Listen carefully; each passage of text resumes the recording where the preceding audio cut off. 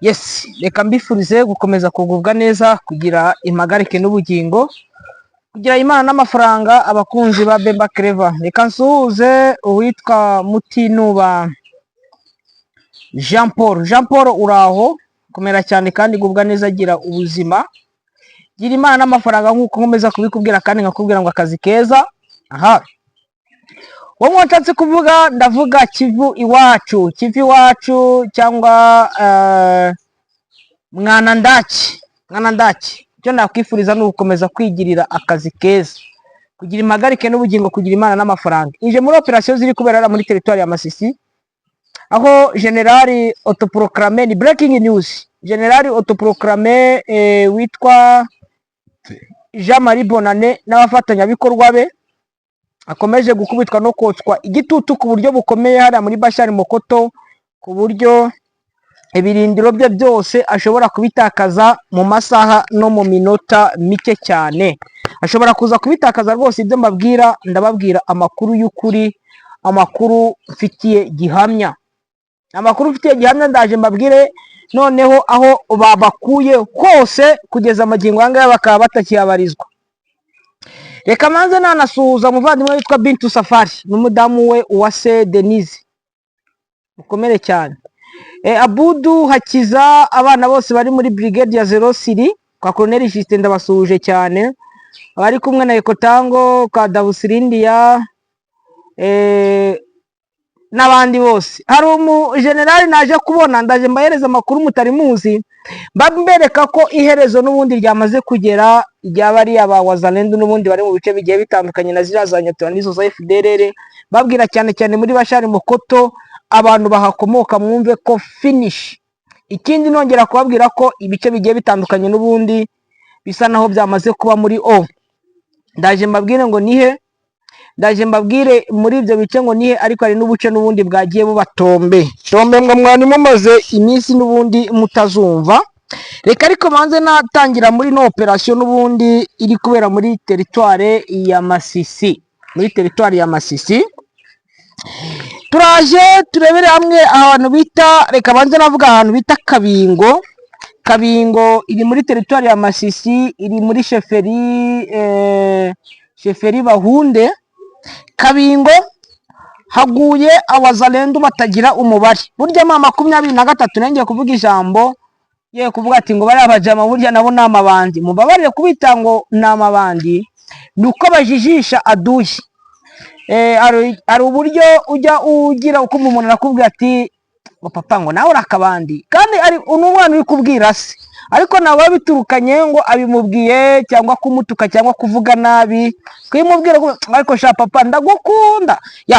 Impamvu mbivuze gutyo nuko hari Kabingo baje kujijisha, intare za Sarambwe ziraza zijyamo, ariko Wazalendo bari bamaze kuvamo akimara gukubitwa. Intare za Sarambwe zirikamufura, abandi bakora musururu, doke babona ko bagiye. Wazalendo bati bindi byabo murabizi, bamaze kubereka ko bagiye. Abaturage nongere mbigarukeho, baraje batanga amakuru, baravuga bati bana bacu za nyenzi zivuye ariko bibwira ati barahavuye, ahubwo twahisha umusururu, twahisha urwagwa, twahisha ipopire. Akapopire abantu bakazi ngo ni inzoga bayita pombe mayere. Twahishe ka pombe mayere ni doke barenga. Reka babwire ibyo bijyanye n'ipopire, bamara kwenga bakajya guhogera, ariko bagafata imitumba cyangwa imyanana y'insina, imitumba n'imyanana y'insina, bakayigira revire cyangwa les enzymes, imbetezi maze ariko babyita mu gifaransa les enzymes. Bagahita babifata bakabikatakata, ubundi bagatwikira nk'ukuntu abahogera urwagwa bashyiramo amasaka, bagashyiramo intembe. Abantu b'imasisi barabizi, nabo bagahogeza imyanana, bagashyiramo umubirizi kuruwa, ubundi ikabibaye urubetezi, ariko iyo ngiyo bayita umupupire pombe mayere. Wazalendo rero baje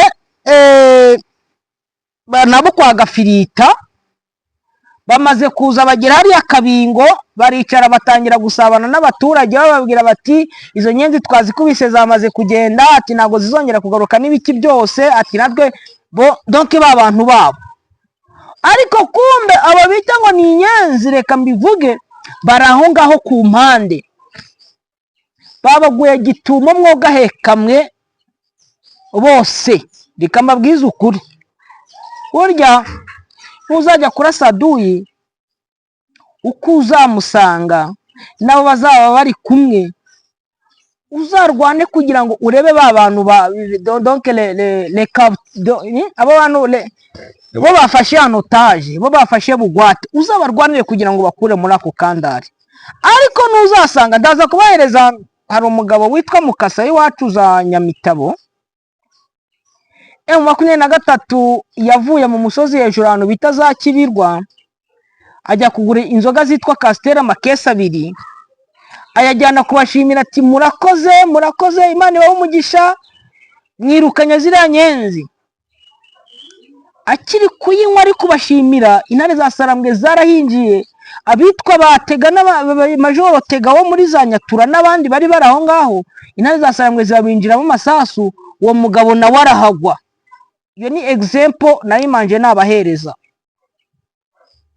Nibyo rero byaje kuba ari akabingo, babandi bose bari bamaze kugura inzoga, bari kwakira Wazalendo, bari kubabwira bati turishimye, baragiye kandi babashutse. Niyo mpamvu nayo bavuze ati buriya mu ntambara habamo n'ububandi, ububandi kujijisha, siziho ngo n'ububandi, embandi n'umuntu uri kujijisha burya biratandukanye. Wenda mubare ku Kinyarwanda nakoresheje, bakoresheje kujijisha, barabajijisha ko bagiye, abandi nabo baraza, babandi bose bari gusa, kuko hari abaturage bari bagiye bati twebwe nabo turibuze gusangira na Wazalendo. Hari abagombaga kubikora kubera kwigura s'il vous plaît, ariko hari abapromoteri batanze amakuru ati mutubabarire baciye aha bazamutse gutya na gutya, ahubwo nari nayishaka akagwa, nari nayishaga pupire muze tugasangira. Abo ngabo nabo bagendanye nabo. Aricyo navuze, nukuvuga ngo babandi babahamagaye abafatanya bikorwa babo, babandi babaha amakuru bagendanye nabo. Aho ngaho reka mpave ibyo bya kabingo, nukuvuga ngo Gafirita ari mu kiriyo gikomeye. Uwo Gafirita ni umu FDL ko wigize umunyatura, mwabyumvise. Reka twigire muri Bashari Mokoto. Ino niyo operation n'ubundi nashakaga kuvuga cyane. Fane Gaceri niwe wahamagaye Jean Marie aramubwira ati wa muhungu we ko dukomoka muri groupement imwe, sheferi imwe, amalokalite asa naho yegeranye, wavuye muri ubwo butindi, wavuye muri ubwo bugoryi, ukaza ugafatanya n'abandi kwiyubakira Kongo, ibyo bintu urimo ubona bizaguhira? FDL ziramwoshya. Ubu ngubu Jean Marie asigaye ari ku manegeka. Donc urabona ipine ryatobotse, imodoka cyangwa moto ikagendera ku jandre, ijandre iza kugondama ikaba ingoroji, nayo nyuma y'akanya gake no kugenda birananirana, imodoka ikaryama. Iyo iryamye rero nukuzana abamekanisiye bakayikorera aho ngaho. Jean Marie yarari ku jandre, ipine ryatobotse kera n'amashambura yeri yarashaje. Ariko aho bigeze ni hahandi ho kumufata amadede, bakamuterura n'abagore ba 17 Garinda ajya besha ngo afite abarwanyi, ari nk'uwo witwaga Queen 5 bigira abagabo. Bigira abagabo bamwise ngo yitwa Nyabikeri. Uzi izina rya Nyabikeri? Nyabikeri niwe wava Kanyanga ikarishye. Nukuvuga ngo abayicaye ari ku kirahuri cya Kanyanga, ubu ngo bangana n'ino karamu. Yari umusore munini ubyibushye, ubona w'ikibogare kirekire, kirwa ariko ushaka kwiyahura sha. Cyako yari afite iterabwoba, yari ameze, yari umuteroriste. Yaragukangaga nawe ubwo ukavuga ati ndabyibuka ekazuza umungu akamuzinzi yitwa Tumaini. Yeze kugera kwa bigira abagabo, atubagira agashwi k'inkoko, ni muri za 2013 agashwi. Yavuze agashwi nuko kari agakoko kangana n'inyoni y'inyamanza. None wavuga ikintu ariko mushaka kwiyahura sha. Amurebo kavuga ati no mugabo wa mugani. Ni muri minsi yari amaze iminsi akubise Jean Marie. Jean Marie si wari inkoni za Queen 5. Bungo buno nawe wamuje. kuko uramutegeka we ngo ni komanda secteur nubwo mwiyunze ntago nzi byanyu ariko yaguhondaguriye hariya munuza yaguhondaguriye hariya kwa matwe kwa muzehe matwe ajya ni Karengera bamwise Nyabikeri kuko bari kunywa inzoga za kanyanga ubu ngubu noneho ngo nazo yazitaye. Hari umuhungu wa matwe witwa Emmanuel Mungu Yiko muri lisansiye ariko nawe yarwaye bwaki. Manu ubaye imbwa bigezaho bakoshe na lisansi yawe uyibane muri Mangwende utashobora kugura icupa rya whisky witwa guri porte parole mon frère petit kugiye gupfa nabisesha bene nyoko ajya mwene nyoko ukora muri Sekope nyajya yitwa nde yitwa Zawadi Pascal ari mu bice ariturije baramubawe bari aba Bintu kwanza mwana shingiye kwa Mzee Rasto ariko wowe uri kujarajara bari kukosha uko pumbafu bwakira kwica sha inyamu zabona ni inyibano nawe uzashobora kuryiye ngo ari witwa Ndayengwa ryaga kanyama kangana nino busho ngo akaruka hejuru ya Mangwende Kanyanga Rutuku Kindingi niko bayita Kanyanga Mangwende Rutuku Kindingi ibindi bizina byinshi ari naho bavuga ngo n'urw'umweru ahandi bakavuga ngo akarongoroye ibyo byose nibyo bigiye kuzabica. Igice cya Ronga 23 yabakubisi bahungira Shibu nabo bamaze kubasekura. Shibu niho bari bahungiye intare za Sarambwe zimaze gufata Shibu zayifashe nimugoroba aho bita Rutangazo naho hari FDLR nyinshi hari dikota zikomeye nayo imaze kubatombe Rutangazo intare za Sarambwe zamaze kuwafata hari amanza n'amaduba hari ariko abana ari kumwe zamaze kuwafata aho bita ku bazungu naho rero dikota zikomeye hari n'aba generali nazo zamaze gufatwa ikambabwire Ronga Rutangazo Shibu aho bita Burende naho bita Burende hari nane nibagiwe aho bita Burende naho hamaze gufatwa Nyabikeri kandi ikambabwire ngo hamaze kubatombe hari Ronga ya mbere Shibu 2 Rutangazo 3 Burende 4 Nyabikeri 5 hari n'ubundi buce ubona ko butari kuvugwa ari agasisiro karimo nk'amazi 5 10 bwose bwamaze gufatwa muri biriya bice. Ku diocese naho hamaze gufatwa igice kimwe uracyahanganye. Nyabikeri ya leta majoro ari naho bakuraga icyo bita za Mangwende murajya he ibyo mbabwira ko imandi kwabwira iby'ukuri bakomeje guhunga bari kwerekera hehe bari kwerekera Pinga. Hari amakuru yarariho ariko ngo wa muhungu wa Matswe witwa Emmanuel ngo yamaze gutumba amatama nani Pascal Zawadi wajye umugurira kanuza wajye umugurira amata ukamwoherereza ukareba ko mwene nyoko yareka gupfa bugegera kuri uwo n'umuhungu wa Matswe amaze gutunga amatama witwa Emmanuel Mungu Yiko. Uwitwa Kavumbi General Kavumbi le plus ancien hariya le plus honoré kuri Wazalendo niwe wasimbuye Ngwiti asimbura na Gasongo bariya bose ni abana barabafashe ngo le vieux sage bamujyana nawe Beni ubu ngubu ku makuru mfite nuko ari Beni. Hari undi muvandimwe nakunze kuvugaho mvuga ko nawe n'inka ze baziriye yitwa Sansusi alias Karisimbi abesha ko ari Kinshasa umugore we Mama Manzi ari hano Goma ari kubaga inyama z'ihene waye nubwo Mama Manzi atari muri ibi by'amapolitike cyangwa ibi byabo by'amapolitike ariko Mama Manzi ibereye i Goma ariturije n'abana n'umuryango umugabo ntacyo amufasha akora byara abana beza Sansu byara abana beza ari Beni ariko akabeshya ko ari Kinshasa niba ari muri retraite niba ari mu biki ntimubimbaze nimubimbaze.